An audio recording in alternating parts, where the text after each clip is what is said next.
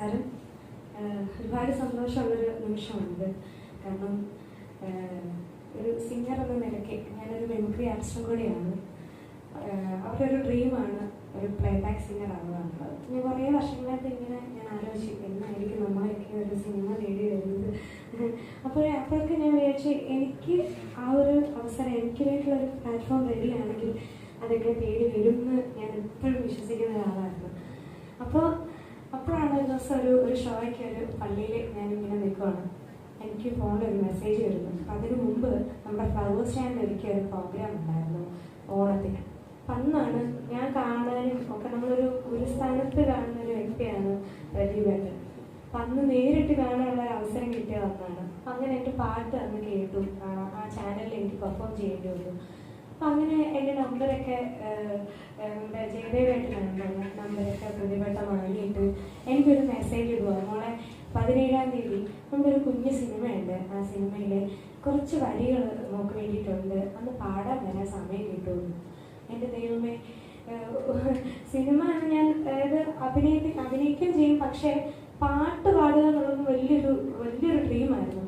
ഞാനത് തീർച്ചയായിട്ടും അന്ന് വൈകിട്ടൊരു പ്രോഗ്രാമിന് ഞാൻ ബാംഗ്ലൂർ പോകാൻ തുടങ്ങുക. അന്ന് എനിക്ക് പകൽ സമയമുണ്ട്, ഞാൻ തീർച്ചയായിട്ടും വന്ന് എനിക്ക് പാടാൻ ആഗ്രഹമുണ്ടെന്ന് പറഞ്ഞു.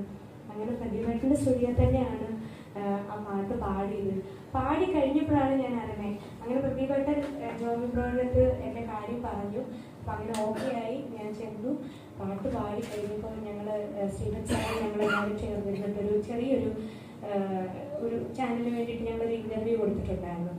അപ്പോഴാണ് നമ്മൾ ഓൾഡ് ഏജ് ഹോമെന്നും ഇതിൻ്റെ ഇപ്പം സാറ് പറഞ്ഞു കണ്ടന്റുകളാണ് ഇപ്പോൾ ഒരു സിനിമയുടെ നായകൻ, അല്ലെങ്കിൽ പിന്നെ ആ ഒരു വാക്ക് എനിക്ക് ഭയങ്കര ഇഷ്ടപ്പെട്ടു.